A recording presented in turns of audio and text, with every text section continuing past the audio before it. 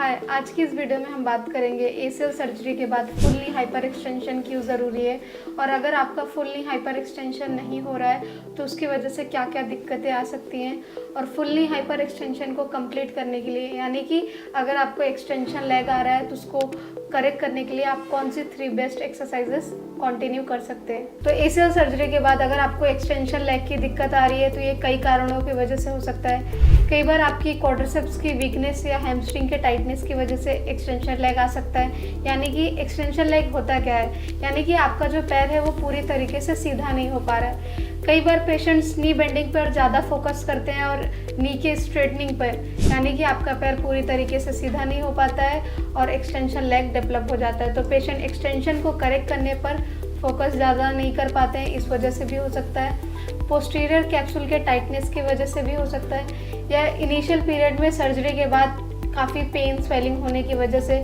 Patient अपने आप को एक कंफर्ट पोजीशन देना चाहता है, उसकी वजह से पेशेंट नी को बेंड करके रखता है, या पेशेंट घुटने के नीचे पिलो प्लेसमेंट करके रखते हैं, आपको एक्सटेंशन लेग हो सकता है। अभी हम बात करेंगे एक्सटेंशन लेग की वजह से क्या क्या दिक्कत आ सकती है। अगर आपका घुटना एक्सटेंशन लेग में पड़ा हुआ है, यानी कि ये आपका घुटना है और आपका नी हाइपर एक्सटेंशन में ऐसे पड़ा हुआ है, एक्सटेंशन लेग पोजीशन में पड़ा हुआ है, जिसकी वजह से आपके घुटने पे एक एक्सेसिव स्ट्रेस आता है, उसके वजह से आपको पेन और डिस्कम्फर्ट भी हो सकता है। एक्सटेंशन लेग में होने की वजह से आपका जो पोस्टीरियर कैप्सूल है वो टाइट हो जाता है, जिसकी वजह से फाइब्रोसिस भी फॉर्मेशन होने लगता है। साथ ही साथ आप बैक टू स्पोर्ट्स में जाने से लैग कर सकते हैं अगर आपका एक्सटेंशन लेग है और हाइपर एक्सटेंशन करेक्टेड नहीं है तो, क्योंकि आपका घुटना लगातार एक्सटेंशन लेग में पड़ा हुआ है, आपका घुटना मुड़ा हुआ है और आप उसी एक्सटेंशन लेग के साथ वॉक कर रहे हैं, चल रहे हैं, उसकी वजह से आपके नी पर एक्सेसिव लोड पड़ता है और आपका जो लिगामेंट है एक्सटेंशन लेग में होने की वजह से आपका लिगामेंट ढीला पड़ सकता है, क्योंकि आपका नी कंटिन्यू लगातार एंटीरियर ट्रांसलेशन में पड़ा हुआ है, जिसकी वजह से आपके लिगामेंट पे एक्सेसिव प्रेशर पड़ता है और आपका लिगामेंट ढीला हो सकता है।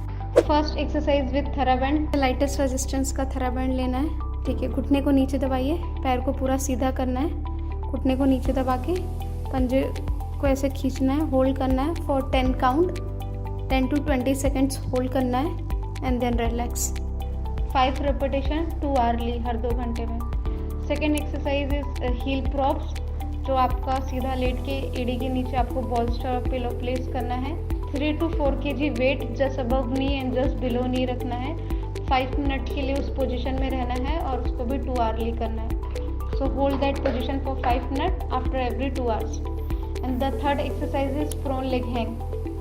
Prone leg hang with weight 5 to 7 minute और वो भी हर 2 घंटे में। एसीएल सर्जरी से रिलेटेड या रिहैब से रिलेटेड अगर आपकी और भी कोई क्वेरीज हैं तो आप हमारे दिए गए नंबर पे हमें अपनी क्वेरीज शेयर कर सकते हैं।